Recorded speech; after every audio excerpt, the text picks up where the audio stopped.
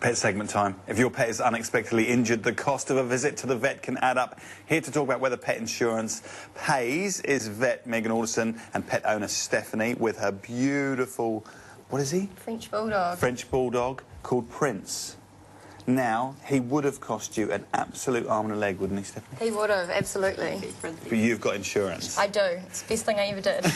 So how old is he, firstly? He is 2.5. OK, now, Megan, in 2.5 years, how many things has he needed to have done? Well, I think the first year was the worst year, wasn't it, Steph?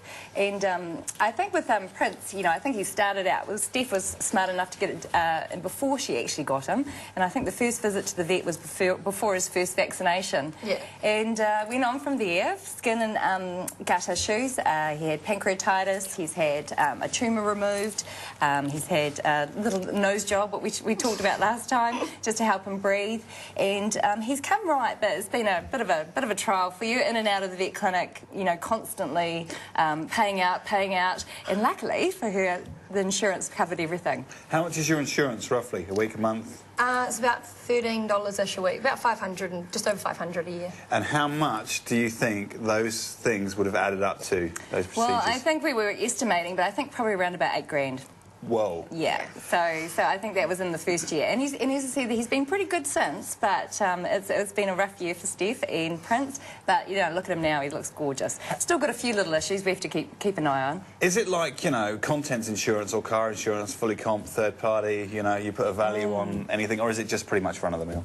It's actually, I think the one thing about pet insurance is you do use it, OK? So with all those other insurances, you'll find that, you know, you use them once in a blue moon. They're only there if, you know, you might use them once in your life. Now, probably with pet insurance, you're using it at least a couple of times a year. So some animals, you know, it's Murphy's Law, you've got it, you won't need it, so they never come in. And then they've got animals like Prince that, you know, constantly were in the vet, and it would have been pretty hard to keep him, you know, basically, as an owner, to actually have this dog if he hadn't been insured and the vet bills were covered. Right, so you may be left with a pretty poor ultimatum, really. Yeah, absolutely. You know, you drop $8,000 into the dog, or you go, actually... Yeah, we can't afford it. And we never want to be in that situation, as a veterinarian and as an owner. Now, my problem is, you know that I've adopted a greyhound. Yes. An awesome greyhound, actually. Probably the fastest dog in the world ever. Named Suki La La Puppy Puppy. Yeah.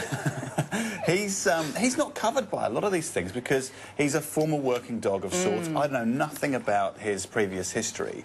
So insurance becomes a bit problematic for an owner like me. It does, and that's where it comes into getting a good consultant, OK? There's about 4 different companies in New Zealand, and I've got basically a big list of questions that owners ask me on my website, and I think the big thing is you need to talk to someone who's good with greyhounds, OK? And I would actually recommend, I've got a certain person I'll give you the name of, and if you talk to her, she'll talk you through whether it's worth it and actually what's covered, what's not.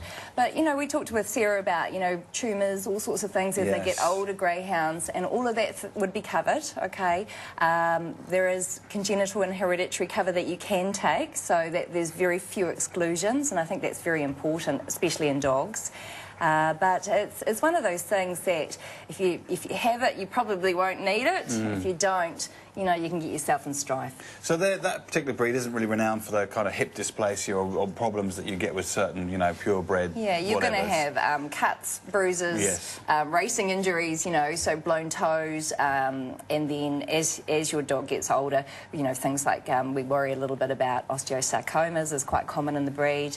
But you're right, it doesn't cover the general stuff, and that's the important bit. For example, which could be with a dog with a long nose. Not that you've got this issue, buddy, have you? That's for sure. The teeth get pretty messy, as we've shown on the show, and that's going to cost me about $500 to get his teeth cleaned. Yeah. That's just maintenance. That's like having a service done, isn't it? That's right. I don't get that. So food, vaccinations, dentals, and desexing. Okay, those things aren't covered. You might get a rebate on them, but unless you've got a broken tooth, maintenance is not covered. It's really just for sickness, trauma, and, you know, bad health.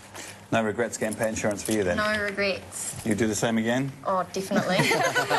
Without... And he's all right now? He's good, yep. No, he does well now. I've got to say, he's pretty cute, actually. He's cute. Such a soft spot for these dogs. Look, there you are. Look at her little face. You can head to our website for more